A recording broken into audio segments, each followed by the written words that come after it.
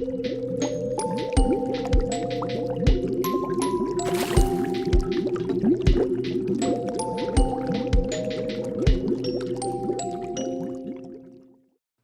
to the second video in my Strange Sites series. Today I'll be sharing 3 fairly obscure websites that are very odd or disturbing rabbit holes to fall down. The first site that I'll discuss today is called the Slums of Elwood. On the homepage it's described as a most peculiar Arthur forum. There are several different boards on this website, ranging from episode discussion to roleplay. At first glance it just seems like a forum that's dedicated to posting about Arthur, but that's just scratching the surface. One of the most replied to threads on the forum is an American political thread started in 2016, with replies continuing into 2020. Here there are replies about topics like candidates, socialism, and of course some very questionable posts relating Arthur to politics. This is just one of the many threads centered around real-life topics, but I'd like to focus more on the Arthur posts. The majority of the posts across the different boards are just really unintelligible or bizarre. Hey Arthur, hey Miss Rabbit Ears, stop calling me Miss Rabbit Ears. Got it, you four-eyed aardvark.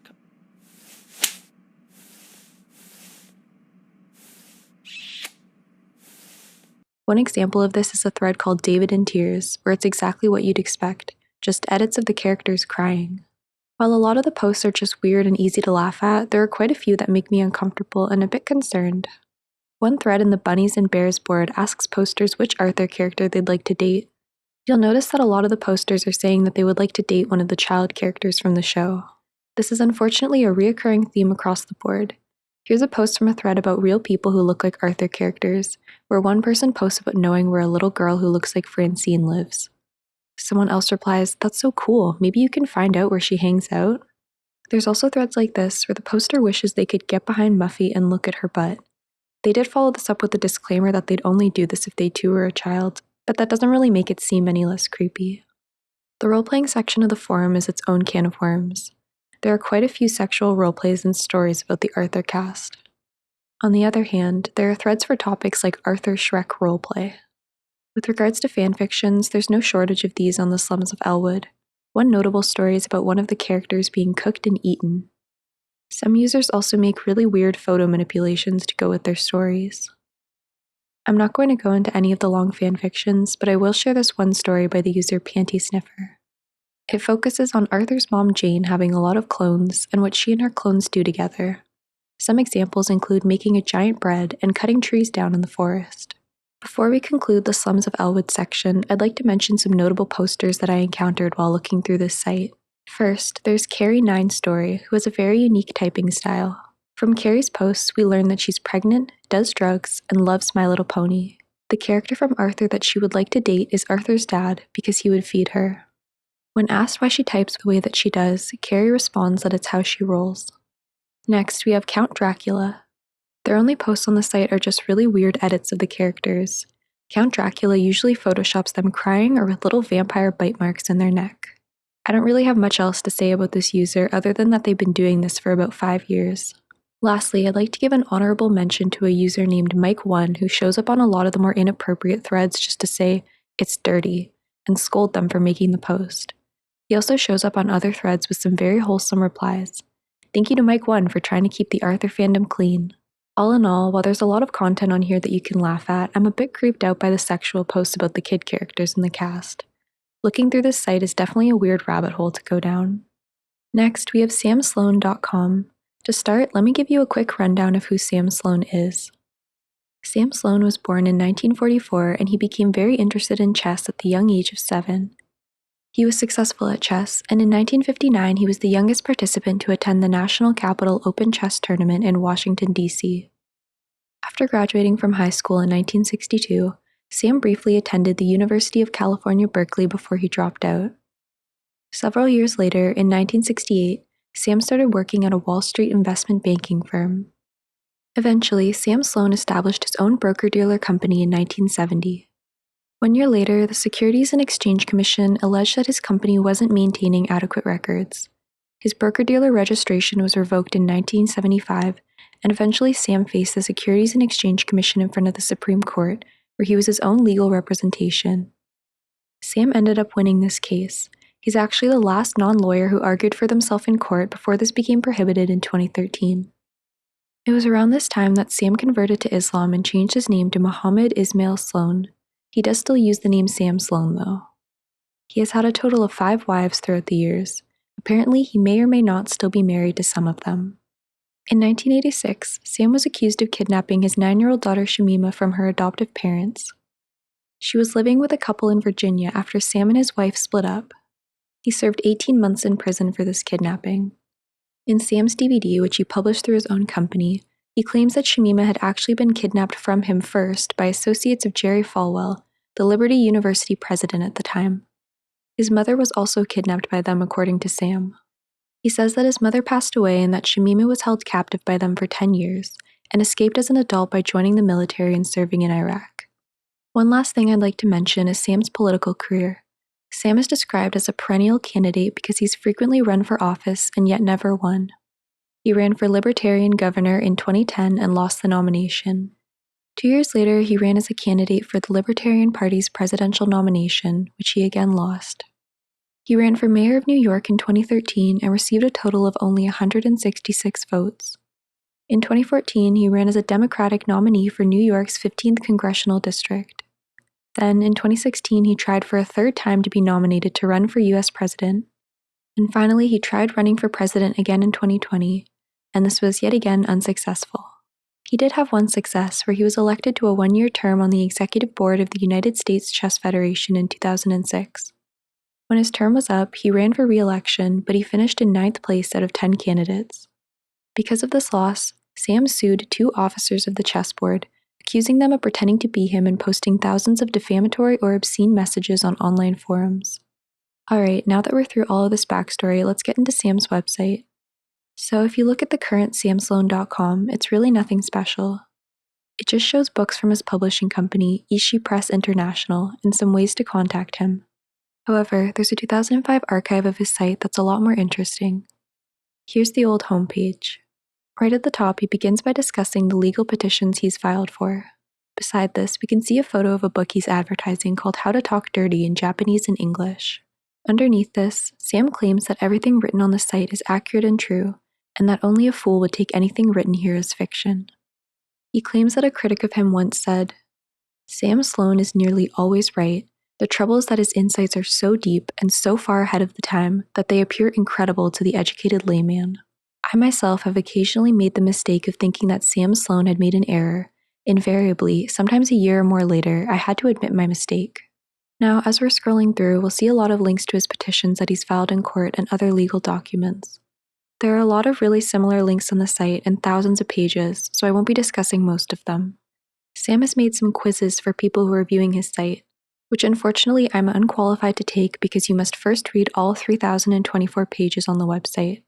Perhaps if any of you have a lot of free time, you could challenge yourself to these tests.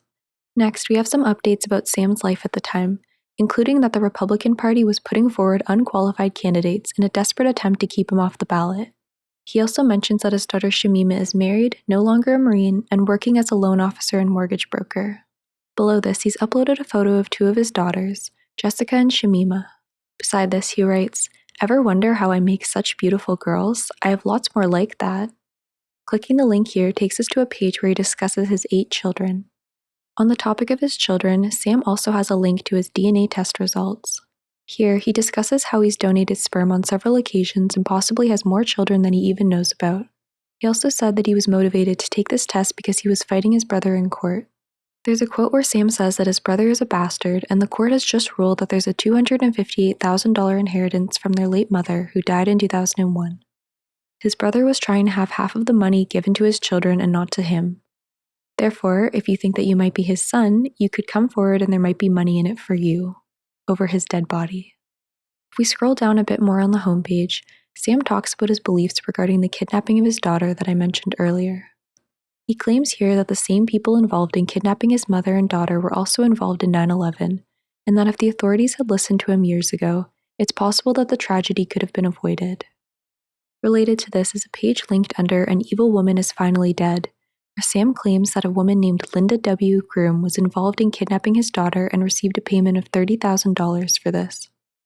He found out about Linda's passing through an IM conversation with a former student of hers. Her name is Carly, and she contacted Sam to inform him of Linda's death and to request that he remove his claims that she was a kidnapper and a prostitute. Sam declined to do so. Scrolling down, Sam tells the women viewing his site to abandon hope because he'd gotten married. Apparently, she was a big fan of his website, and that's how they met. The best thing about this site is probably the juxtaposition between all the different links. There's a ton of examples of this, but I found this one particularly funny. Going from asking why people get named Melissa, to buying his kid Pokemon cards, to questioning the truth of Adam and Eve and Neanderthals.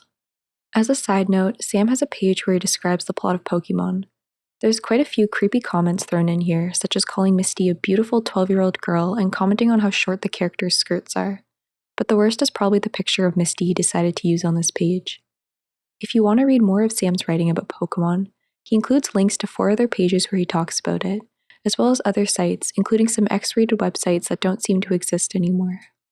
His homepage goes on, and it's an incredible rabbit hole of links, but I'd like to move on to the parts of his site where he describes the attempted rape accusations against him from a woman named Passion. In the court documents, Passion was claiming that she and Sam were living together as roommates with separate bedrooms. One day she was in her room on the phone, and he entered and attempted to rape her.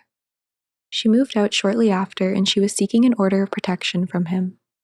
Sam's version of events is that they were dating each other and they were regularly consensually intimate. He also said that they slept together every night. Apparently Passion did confirm this, but said that it was not sexual and it was because it was very cold and the two only had one electric blanket. Sam made a myriad of posts about Passion during the time of the trial. This includes several posts of what he called love letters between them. Personally, I don't see anything romantic in these emails. On October 6th of 1997, Passion wrote, "Though I'm still upset at what happened yesterday, you can still count on me to be your friend. I do care about your well-being. Only time will tell when and where we'll physically meet again. If I end up working in New York, you'll definitely see me there, I promise." In one of Sam's replies, he said that he would like to see her, but it may be complicated because she lived with her mother and sister. Passion doesn't address this, and instead she just said that she had a 48-year-old ex-boyfriend who was similar to Sam because he needed to work hard and get his life together. In a later email, she also says, "Please understand that I don't want to create any expectations for you. Because you have been open to me, I have been more open to you. I don't want that uncomfortable situation in New York between me and my friend to repeat itself. And just because I had a boyfriend similar to you doesn't mean that something sexual will happen between us. Remember that he is no longer my boyfriend.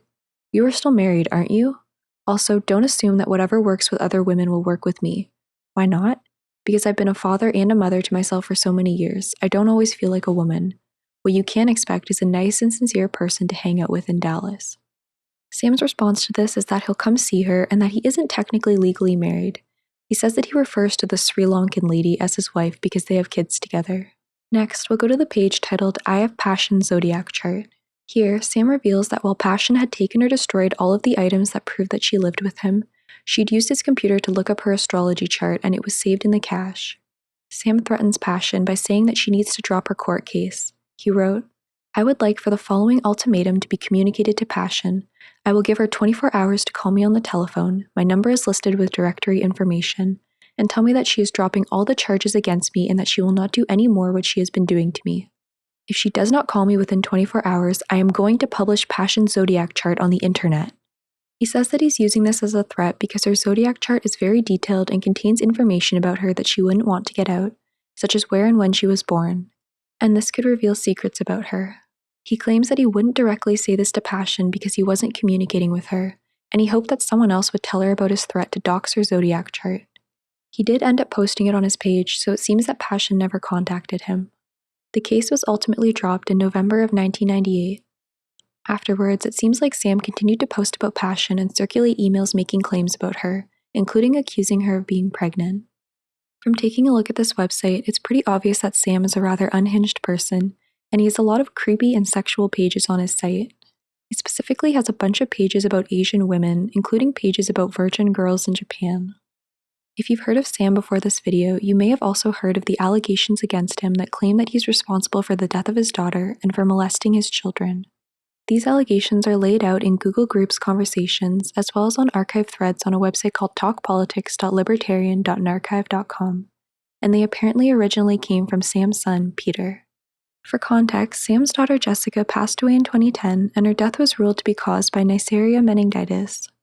The emails from Peter are from 2012 and claim that Jessica's death was actually due to assisted suicide by Sam, and that her suicide letter was included as a foreword in his publishing of Flowers in the Attic. The foreword was written 10 days before her passing. I wasn't able to read this foreword for myself, so I can't confirm that it references suicide. In a later email, Peter elaborates on his claims by accusing Sam of forgery and stealing his SSI checks for disability. Peter claims that Jessica found out that their dad hired someone to give him a bad check to get his bank account closed, and she was found beaten to death a week later. He also follows this up by saying that Sam is molesting his youngest daughter, Sandra. Peter ends the email by saying that he wants his father arrested, charged, and executed for his crimes. Part of these accusations line up with a court document posted by another user where one of his other daughters alleges that he would try and watch her bathe on numerous occasions. Sam responded to these allegations by stating that Jessica's autopsy report determined that she did indeed pass away from sickness and not because of suicide. An anonymous user replied, calling him a liar and refuting his claims about Jessica's death. This person says that Sam is lying about her cause of death to extort money from the hospital. I tried to look into these claims myself, but unfortunately I couldn't access any of the court documents. I also couldn't prove with any certainty that these emails were sent from Peter himself, although they did say that they came from his email address. There's no evidence that I could find for any of the allegations made in the emails that are supposedly from Peter, and Sam claims that they were actually written by people trying to defame him. As such, I'm not making any claims as to Sam's involvement in these crimes. This is as deep as I'll go into Sam's website and the allegations surrounding him, but there's certainly more to the story that should be explored. If you have a lot of time on your hands and you're interested in digging further into Sam's website, there's a ton of content I didn't have time to discuss here. Lastly, I'll be exploring the website called revengeofthesunfish.com. On the homepage, we're greeted by a description of the site that reads, "Welcome to the new Bizarre Wound Games official website." Under this, we have a main menu with a bunch of links. Clicking on About, there's a description of the website's creator. His name is Jacob Waldemar Buksinski, and he also goes by the name Jinxtengu. He's an Australian game designer. On this page, there's a link that takes us to the Circle game, where you can get a little taste of Jacob's typical aesthetic and art style. Now we'll take a look at some of his other available games. This website has quite a few downloadable games available, with the earliest being from 2005 and the newest being released in 2016. From the bottom up, the first game on the list is called Ape Quest, and it was released in 2008. It's described as being kind of an adult game that requires an emulator to play. Scrolling up, you'll notice that a lot of the thumbnails for these games look pretty bizarre. I was intrigued by the Windows Satan game, which says, "You must defend various Windows components from attack by Worms, Pac-Man, and Anton LaVey." In the original version of the game, when a component got destroyed, the game would delete components from Windows itself. For example, if Clipit got hit, the game would uninstall the Office Assistant. That version was never released and only used on school computers as a prank. The version available on the site now is said to be safe to play. I decided to try playing a few of these games for the video. Here's Revenge of the Sunfish, a game that takes place when the sunfish attack Earth. There are a lot of different levels, but my favorite is probably the dirt-eating one.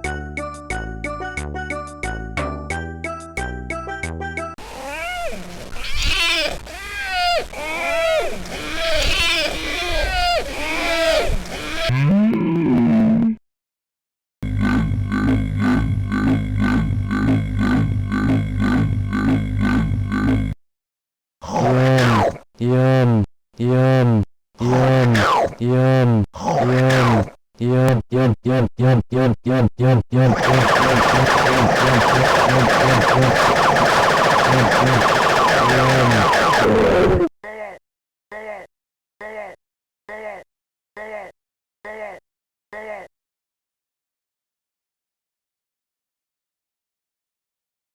rub spacebar.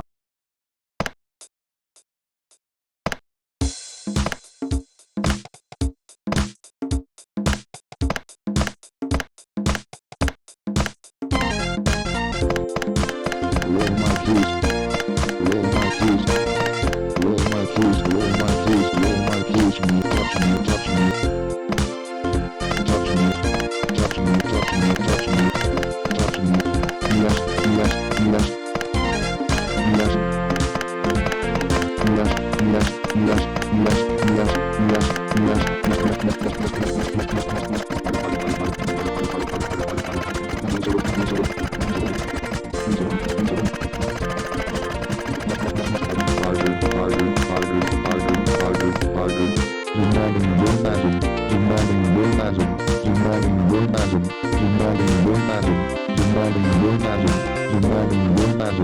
Thank you, I had a good time. Along with his downloadable games, Jacob also has a few browser games available. I decided to test out the game Earwax Sculptures. Just a warning, there's a bit of body horror and gore in this game, so if you're sensitive to that, I wouldn't recommend playing it. In Earwax Sculptures, you can become an artist who decides to dabble in the very profitable earwax art industry. You select who you want to play as, and then you get to work on collecting the earwax and creating your sculpture. Once you're done, you describe your work while at the art gallery, and then your painting gets auctioned off. To go along with the games, there's also a link to sunfish.proboards.com, which is a forum site. There are several boards here, from general discussions, bizarre wound games, and the Nice Zone. It seems like there's several people who regularly post on these forums, including Jacob. I didn't dig too deeply into the posts here because it's mostly just people chatting, but I did find a few threads I enjoyed. Jacob seems to post updates to his games on the Bizarre Wounds games board, and from the recent posts it seems like he's released a new one in 2020. Other than games, the site also has a page called Plagiarism as Art. This is what Jacob calls an experiment in creative writing, where he took online articles and ran them through an article spinner and an individual word replacement tool. Then he rewrote a few parts of the articles. He has them both written in audio formats on the site, but I'll be showing you a clip from his YouTube video titled Plagiarism as Art.